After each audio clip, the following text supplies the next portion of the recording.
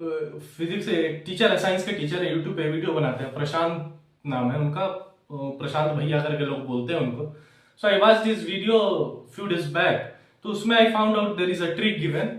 उन्होंने एक ट्रिक बताया, वो trick I want to share with you. कि मान लो ये कॉन्केव मिरर है, और बहुत बहुत अच्छा ट्रिक है वो इस उससे तुमको याद रहेगा।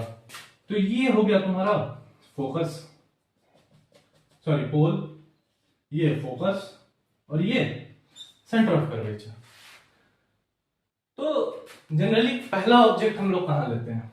इनफाइनाइट पे, राइट। इनफाइनाइट पे हम लोग पहला ऑब्जेक्ट लेते हैं। दूसरा ऑब्जेक्ट कहां लेते हैं? Beyond centre of curvature, right.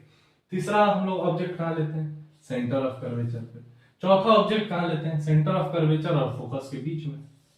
पांचवा ऑब्जेक्ट हम लोग फोकस पे लेते हैं। छठा ऑब्जेक्ट हम लोग फोकस और पोल के बीच में लेते हैं, राइट।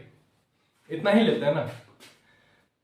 तो 1 2 3 4 5 6 लिख दो, 1 2 3 4 5 6 लिख दो, ठीक है।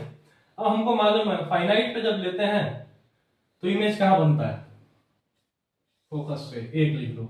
उसके बाद सेंटर ऑफ कर्वेचर और फोकस के बीच में 2 लिख दो। फिर सेंटर ऑफ कर्वेचर पे 3 लिख दो। फिर बियॉन्ड सेंटर ऑफ कर्वेचर 4 लिख दो।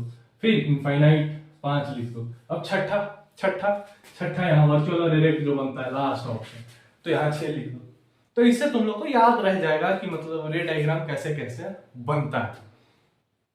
तो तुमको जनरल अगर कुछ क्वेश्चंस अगर आता है इस रे डायग्राम से, तो मान लो कुछ ऐसा क्वेश्चन दे दिया कि इमेज वर्चुअल और इरेक्ट फॉर्म हो रहा है कॉन्केव मिरर में, तो बताइए कि उसका ऑब्जेक्ट कहाँ रखा हुआ है ना। तो तुमको बताना पड़ेगा कि ये फोकस और पोल के बीच में रखा हुआ।